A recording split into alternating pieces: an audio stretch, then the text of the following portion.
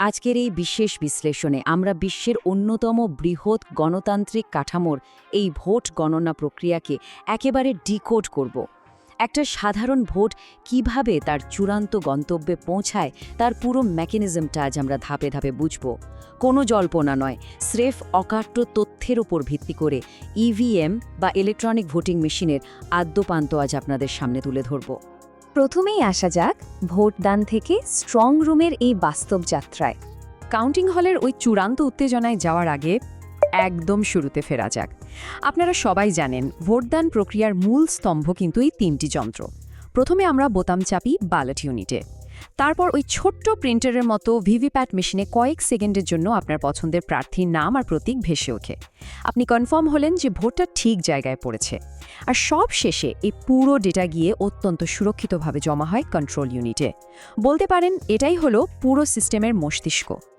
আচ্ছা, ভোট তো শেষ হলো, কিন্তু তারপর আসল কাজটা কিন্তু শুরু হয় এর পরেই।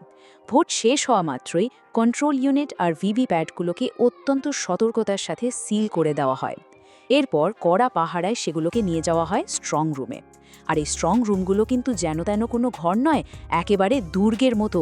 24 ঘন্টা সিসিটিভির নজরদারি আর সশস্ত্র নিরাপত্তা রক্ষীদের কড়া পাহারায় এই মেশিনগুলো অপেক্ষা করে সেই চূড়ান্ত দিনটির জন্য। এবার চলুন সোজা ঝুঁকে পড়া যাক গণনা কেন্দ্রে। হলের বিন্যাস বা জালের দুই দিকের চিত্রটা একটু বুঝে নিই। কাউন্টিং হলের পরিবেশটাই কিন্তু একদম আলাদা। লক্ষ্য করলে দেখবেন পুরো ঘরটাকে একটা তারের জাল বা নেট দিয়ে দুটো ভাগে ভাগ করা থাকে। জালের একদিকে অর্থাৎ বাম দিকে থাকেন কাউন্টিং সুপারভাইজার, অ্যাসিস্ট্যান্ট আর মাইক্রো অবজারভাররা। এরাই পুরো গণনাটা পরিচালনা করেন। আর ঠিক নেটের ওপারে ডান দিকে একেবারে তীক্ষ্ণ দৃষ্টি নিয়ে বসে থাকেন প্রার্থীদের কাউন্টিং এজেন্টরা। এই জালের বিভাজনটা আসলে দারুণ একটা ব্যাপার। একদিকে এটা মেশিনগুলোকে সুরক্ষিত রাখে, আবার এজেন্টদেরও একেবারে সামনে থেকে পুরো প্রক্রিয়াটা দেখার সুযোগ করে দেয়। এরপরে আসে ইভিএমের সিল খোলার পালা, যেখানে স্বচ্ছতাই শেষ কথা।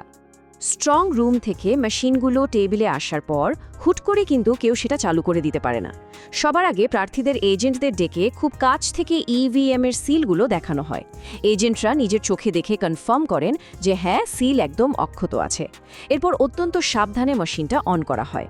আর অন হওয়ার পর প্রথম কাজই হলো মেশিনে মোট কত ভোট পড়েছে আর কতজন প্রার্থী আছেন সেই ডেটাটা সবার সামনে যাচাই করে নেওয়া। সবচেয়ে রুদ্ধশ্বাস মুহূর্ত, রেজাল্ট বোতাম আর আসল সংখ্যার প্রকাশ। সিল যাচাইয়ের পর এইবার সেই প্রতীক্ষিত ক্ষণ। কন্ট্রোল ইউনিটের কালো রেজাল্ট বোতামটা চাপার সাথে সাথেই স্ক্রিনে ভেসে ওঠে ডেটা। ধরুন আমাদের আজকের ডেমো মেশিনের ক্ষেত্রে স্ক্রিনে ভেসে ওঠা প্রথম সংখ্যাটা হলো 101, অর্থাৎ ওই নির্দিষ্ট বুথে মোট 101টি ভোট পড়েছে এবং 8 জন প্রার্থীর ভাগ্য নির্ধারিত হয়েছে।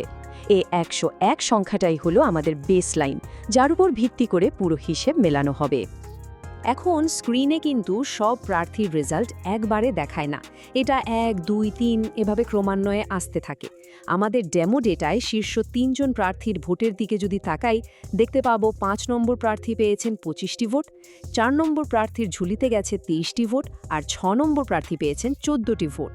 প্রার্থীর নম্বর আসার সাথে সাথেই কাউন্টিং এজেন্টরা কিন্তু নিজেদের খাতায় এই সংখ্যাগুলো টপাটপ টুকে নেন। তো শীর্ষ 3 জনের ভোট তো দেখলাম, কিন্তু বাকি ভোটগুলোর কি হলো? সেগুলোরও একেবারেই নিখুঁত হিসেব আছে। এখানে দেখুন 2 আর 7 নম্বর প্রার্থী পেয়েছেন 10টি করে ভোট, 3 নম্বর প্রার্থী 8টি, 1 নম্বর প্রার্থী 6টি আর 8 নম্বর প্রার্থী পেয়েছেন 5টি ভোট। এখন এই সব কটা ভোট যদি আপনি যোগ করেন, দেখবেন যোগফল একেবারে কাটায় কাটায় সেই 101ই দাঁড়াচ্ছে। একটা ভোটের এদিক ওদিক হওয়ার কোনো সুযোগই নেই। আর ঠিক এটাই হলো ইভিএম ব্যবস্থার সবচেয়ে বড় ম্যাজিক। এতক্ষণ তো একটা মেশিনের কথা বললাম, এবার আসি রাউন্ড শেষের নিয়মে। পুরো প্রক্রিয়াটা বড় পরিসরে কিভাবে কাজ করে সেটা দেখা যাক। স্ক্রিনের এই 14 সংখ্যাটা কিন্তু এখানে ভীষণ ইম্পর্ট্যান্ট। সাধারণত একটা স্ট্যান্ডার্ড কাউন্টিং হলে 14টি টেবিল থাকে। এর মানে হলো একই সাথে 14টি আলাদা বুথের কন্ট্রোল ইউনিটের গণনা এই টেবিলগুলোতে সমান্তরালভাবে চলতে থাকে। এই 14টা টেবিল মিলে কিন্তু পুরো প্রক্রিয়ার গতিটা ঠিক করে। আর এখানেই রাউন্ডের নিয়মটা একেবারে জলের মতো পরিষ্কার হয়ে যায়। একটা রাউন্ড তখনই শেষ হয়েছে বলে ধরা হবে যখন ওই 14টি টেবিলের সবকটি মেশিনের গণনা পুরোপুরি শেষ হবে। ধরুন 13টা টেবিলে গণনা শেষ, কিন্তু একটা টেবিলে কোনো কারণে একটু দেরি হচ্ছে। নিয়ম অনুযায়ী ওই একটা টেবিলের কাজ শেষ না হওয়া পর্যন্ত কোনোভাবেই পরের রাউন্ডের জন্য স্ট্রং রুম থেকে নতুন মেশিন আনা যাবে না।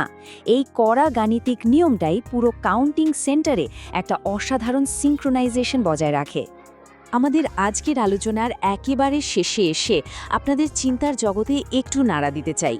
আমরা এতক্ষণ মাত্র একটা কেন্দ্রের একটা নির্দিষ্ট রাউন্ডের সূক্ষ্ম যাচাইকরণ প্রক্রিয়া দেখলাম। এবার একবার জাস্ট কল্পনা করুন তো, নির্বাচনের দিন ঠিক এই একই পদ্ধতি, একই কঠোর নিরাপত্তা আর একই গাণিতিক শৃঙ্খলা মেনে গোটা দেশ জুড়ে হাজার হাজার গণনা কেন্দ্রে একযোগে কাজ চলছে। এই অতিকায় বিশাল আর সুসংহত কর্মযজ্ঞের পরিধি কি সত্যিই পুরোপুরি কল্পনা করা সম্ভব? গণতন্ত্রের এই নিখুঁত পরিকাঠামো নিয়ে ভাবলে অবাক হতেই হয়, তাই না? আশা করছি আজকের এই বিশ্লেষণ থেকে আপনারা নতুন কিছু জানতে পেরেছেন। ভালো থাকবেন।